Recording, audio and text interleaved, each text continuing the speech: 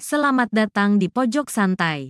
Sebelum Anda mendengarkan audiobook ini, kami menginformasikan bahwa channel ini adalah review audio dari buku yang ada di Indonesia. Untuk membaca keseluruhan buku ini, kami menyarankan membeli buku aslinya di toko buku kesayangan Anda, baik offline maupun online. Keberadaan channel ini dimaksudkan untuk membantu Anda mendapatkan pengetahuan dari buku-buku kesayangan Anda. Jangan lupa untuk subscribe, like, dan komen. Selamat datang di Pojok Santai, channel khusus yang membahas komik dan novel dengan cara asyik. Wiro Sableng alias Pendekar Kapak Baut Naga Geni 212 Pranajaya dan juga Sekar menemukan sesuatu yang besar dan aneh menurut mereka. Dan ditambah benda itu menelan mereka. Benda apakah itu gerangan? Yuk cari tahu di video berikut ini.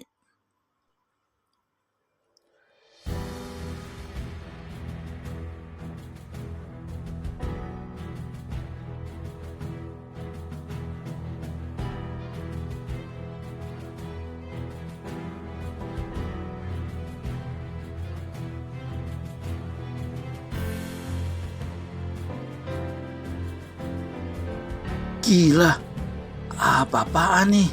Teriak Pendekar 212. Dia tak bisa melihat Sekar ataupun Prana. Ruang di mana mereka terkurung sangat gelap, bahkan tangan di depan mata pun tidak kelihatan. Pendekar 212 keluarkan kapak naga geni dan batu hitam untuk membuat penerangan. Namun sebelum tangannya menyentuh senjata sakti itu, tiba-tiba terdengar suara mendesis.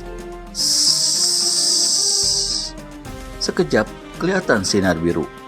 Prana dan Sekar berseru, lalu terdengar suara jatuhnya tubuh kedua orang itu. Sinar biru itu lenyap. Wiro yakin itu adalah hawa beracun yang telah disemprotkan ke dalam ruangan gelap itu. Kepalanya terasa pusing dan pemandangannya tak karuan. Dia seperti melihat ribuan bintang gemerlap, seperti melihat tali-tali yang melingkar-lingkar berkilauan dan menusuk-nusuk ke arah matanya.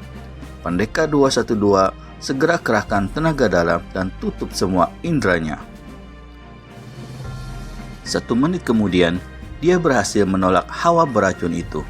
Lalu dengan cepat keluarkan 2 butir pil dan dengan merangkak, dia berhasil mencari tubuh Sekar dan Prana.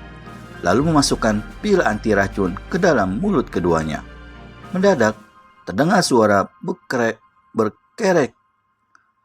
berkereketan dan ruangan itu di mana Wiro berada seperti dihamparkan. Kemudian sebuah pintu terbuka. Pendekar 212 segera jatuhkan diri di antara tubuh Prana dan Sekar. Saat itu, keduanya sudah mulai sadar. Wiro segera membisiki, "Shh, berbuatlah pura-pura pingsan terus. Jangan lakukan apa-apa sebelum kuberi tanda." Terdengar lagi suara berkereketan. Kemudian tubuh mereka terasa menggelinding dan jatuh di atas pasir yang panas dihangati oleh sinar matahari. Perlahan-lahan, Wiro Sableng buka kedua matanya.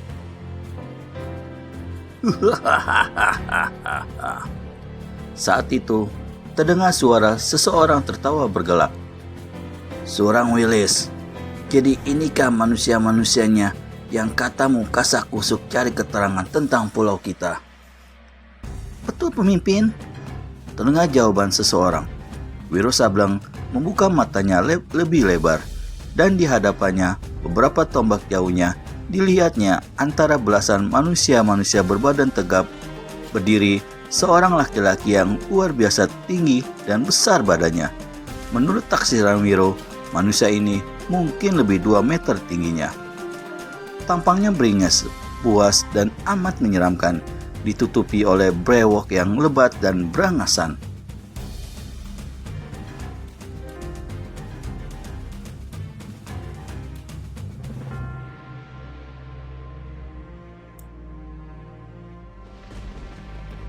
Sepasang matanya besar dan merah, hidungnya juga besar tapi picak. Dia mengenakan jubah hitam bergaris-garis putih.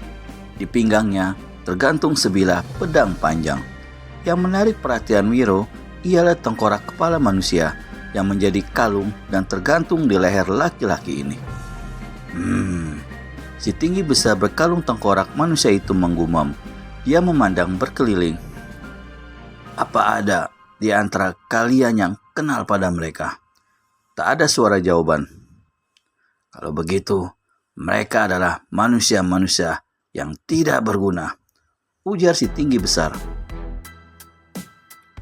Penggal kepala kedua laki-laki itu, yang perempuan, biarkan hidup. Dia cukup bagus untuk disuruh menari telanjang malam ini dan tidur bersamaku. Beberapa kaki kelihatan melangkah ke hadapan ketiga orang itu. Wiro berbisik pada kedua kawannya. Sekarang, sobat-sobat.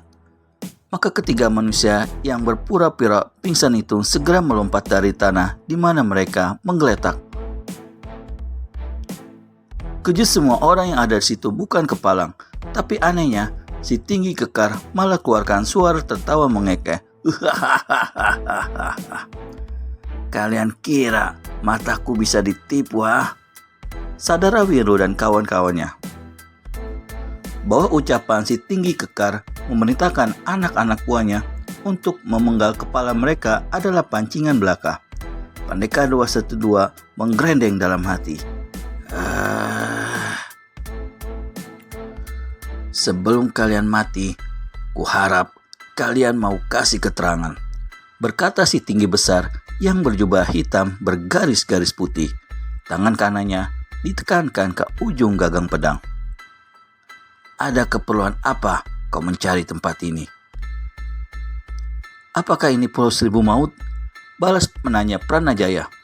Si tinggi kekar tertawa lagi. Kalian memang sudah berada di pulau yang kalian cari. Pulau di mana kalian akan melepas nyawa masing-masing. Tersiraplah darah Prana dan Sekar. Pendekar 212 tetap tenang-tenang saja. Prana memandang lekat-lekat pada si tinggi kekar.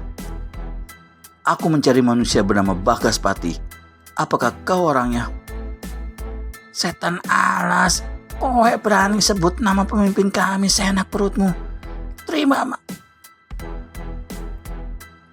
Satu hardikan datang dari samping dan satu sambaran angin menderu ke arah leher Prana. Pemuda ini cepat-cepat menyingkir ke samping. Ujung sebilah kelewang menderu di muka hidungnya. Tahan! Seluruh laki-laki bertubuh tinggi kekar. Orang yang tadi menyerang dengan kelewang bersurut mundur. Si tinggi kekar pelototkan mata pada Pranajaya. Hei, manusia tangan buntung, katanya. Aku memang Bagaspati. Menyebut namaku berarti mati. Tapi kau masih punya waktu untuk memberikan keterangan. Ada keperluan apa kau dan kawan-kawanmu mencari pulau kami? Kedatanganku atas tugas guruku. Aku sudah duga bahwa kau dan kawan-kawanmu manusia-manusia dari dunia persilatan. Terangkan, apa tugasmu dan siapa gurumu? Ujar si tinggi besar Bagaspati. Aku diperintahkan untuk mengambil cabuk api angin yang telah kau curi dari guruku. Bagaimanapun, Bagaspati menekan rasa terkejutnya. Namun pada air mukanya jelas kelihatan perubahan. Apakah kau muridnya Empu Blorok? Tanyanya membentak. Prana anggukan kepala. Mana cambuk itu? Lekas, serahkan padaku. Meledaklah tertawa pekakakan Bagaspati. Tanah yang dipijak bergetar, saking hebatnya suara tertawa yang disertai tenaga dalam itu.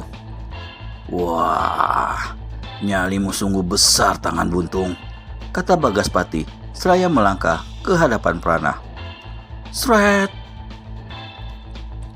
Tiba-tiba Bagaspati cabut pedang panjangnya. Senjata ini berwarna hitam legam, bersinar menggigitkan. Dia hentikan langkahnya 2 tombak di hadapan Prana, lalu membentak. Lekas, sebut kau punya nama. Aku tak biasa membunuh manusia dunia persilatan tanpa tahu namanya. Sebagai jawaban, Pranajaya cabut pula pedang Eka Saktinya. Sinar putih berkilau keluar dari senjata mustika itu. Aku datang hanya untuk mengambil cambuk api angin. Kalau kau bersikeras dengan kekerasan, tak ada jalan lain daripada menabas batang lehermu. Bedebah Sontoloyo, teriak Bagaspati marah. Bagaimana keseruan pertarungan Pranajaya dengan Bagaspati? Temukan jawabannya di video selanjutnya hanya di channel Pojok Santai. Segera subscribe dan tekan tombol lonceng untuk mendapat notifikasi video terbaru dari kami. Terima kasih dan sampai bertemu kembali.